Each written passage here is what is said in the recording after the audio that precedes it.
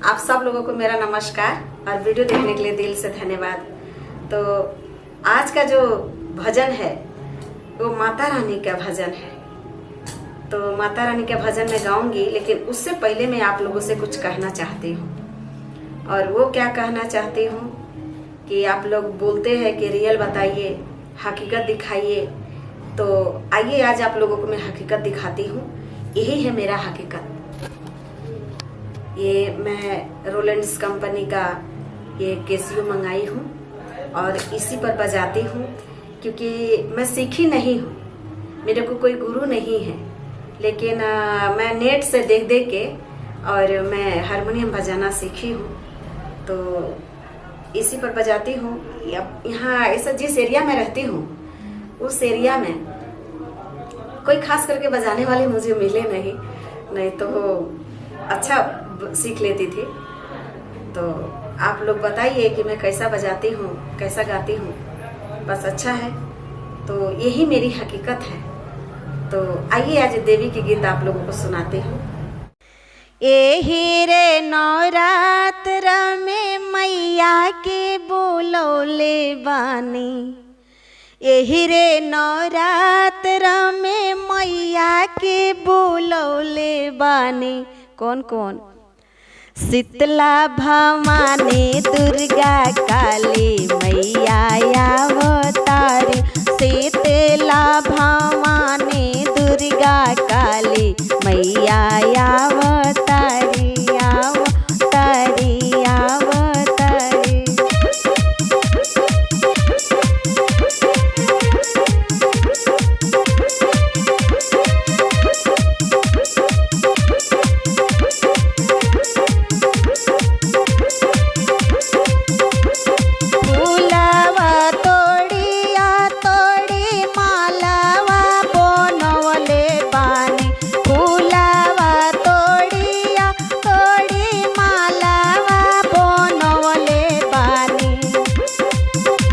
सजौले बानी पूजावा के थाल मैया अवतारी, सजौले बानी पूजावा के थाल मैया अवतारी अवतारी।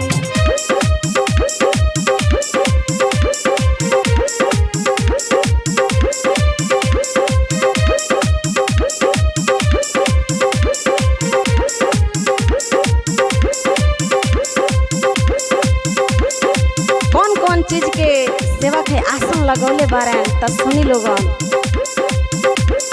लाले पियर हरी नीली आसन लगौले बानी, लाले पियर हरी नीली आसन लगौले बानी,